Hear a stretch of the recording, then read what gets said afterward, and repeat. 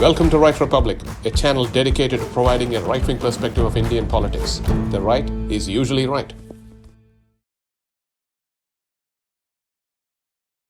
The first quarter GDP figures are out for India, and to no one's surprise, the economy has contracted a lot. But what might be surprising is the extent of contraction, almost 24%. In a way that was fully expected. We were telling, even at the beginning of this crisis, that the government needs to do more in terms of the demand side. A lot of efforts have been taken, a lot of measures have been taken from the supply side in terms of giving more loans and extending credit facilities, especially to MSMEs and all that. But that alone is not enough. If you see the government's measures since last year, let's say September 2019, after the disastrous first budget, the government has been doing something from the supply side, like cutting corporate taxes, extending more loans. And even now they have continued the same thing without doing anything in the demand side. That is the biggest problem today. I'm not sure what they are waiting for exactly. The demand is very low at this stage. And that's the only thing that can pull us out of this rut. Because you cut corporate taxes, there's always going to be supply. Industries are going to produce. But who is going to buy that when there is lack of purchasing power? That's what the government should be focusing on at this stage. The first thing the government should be doing is to put money back in the pockets of people. It can do it in a variety of ways. Cutting taxes, crediting money in the accounts of Jan Dhan account holders. Those are the first things that they can do. Initially, they can say, let's say about 2,000 rupees per month for every Jan Dhan account. There are about 40 crore Jan Dhan accounts in this country. And even if you put 2,000 rupees per month for the next 3 months, that'll cost about 2.4 lakh crores. And the second thing that they can do is clear the dues for the states, 2.35 lakh crores, which the government is not willing to pay. That is the biggest stimulus. It's not even a new budgeted amount. Yes, there is an impact of COVID. The original GST cess was intended to pay only for the GST related loss. The compensation agreed by the central government was to pay for GST related loss of revenue.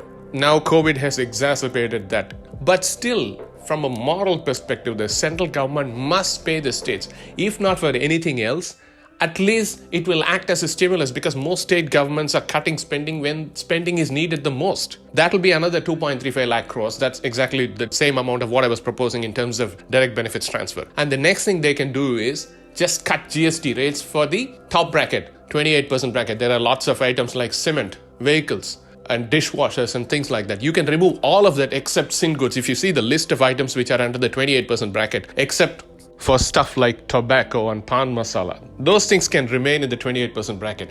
But everything else should move to the 18% bracket.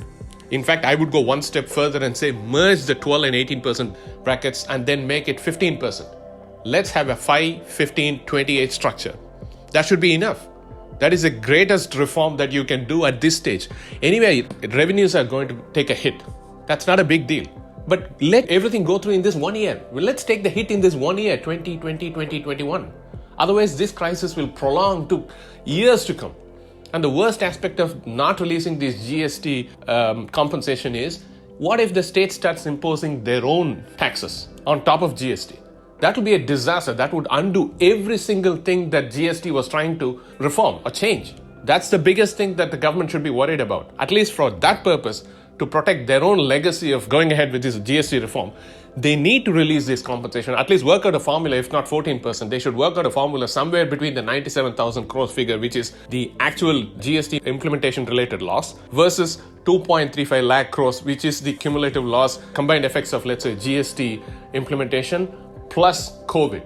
You can meet the state governments somewhere in the middle. The government is not willing to do that. And they're going to face the effects of these things. Now, GDP has reduced by 24% almost. Now, what exactly are they waiting for? The government is worried about fiscal deficit. Yes, that has gone for a toss. But the bureaucrats are only concerned about the revenue. For the sake of revenues, they are sacrificing every other economic parameter. Unemployment, GDP growth, job losses. Everything has been sacrificed at the altar of revenues. Even the fiscal deficit, which they are so concerned about, has gone up. Almost the entire budgeted fiscal deficit has been consumed in the first 4 months of this fiscal year. Now inflation is creeping up as well. So what exactly are they promoting? They don't have enough economic growth. They have job losses. Fiscal deficit has already gone for a toss. Inflation has already gone for a toss. So what more is left? The government should immediately announce a fiscal stimulus, credit money in the accounts of the Jan Dhan account holders, give a GST tax cut, and release the 2.35 lakh crore dues for the states. That would make the economy pick up. That would go on top of everything that the government is doing in addition to these labor and agriculture related reforms. Those are good measures. But again, those are supply side measures. The government has to do something related to demand. And if you do that, the stock market will pick up. That will pave the way for revenues from disinvestment. Air India and BPCL are waiting. But you can do the others. There are smaller disinvestment targets like IRCTC and HAL. And 20 other public sector units have already been shortlisted for disinvestment. Now the government has no excuse for not proceeding with that at the time of revenue crunch. I'm not sure who is delaying it. Is it the bureaucrats? I don't know. If you raise enough money through disinvestment, that will solve multiple problems. That will solve the revenue problem of the government. That will get government out of some of these businesses which they should never have been in. And you don't have to impose new taxes on the people. I hope the government listens. Thank you.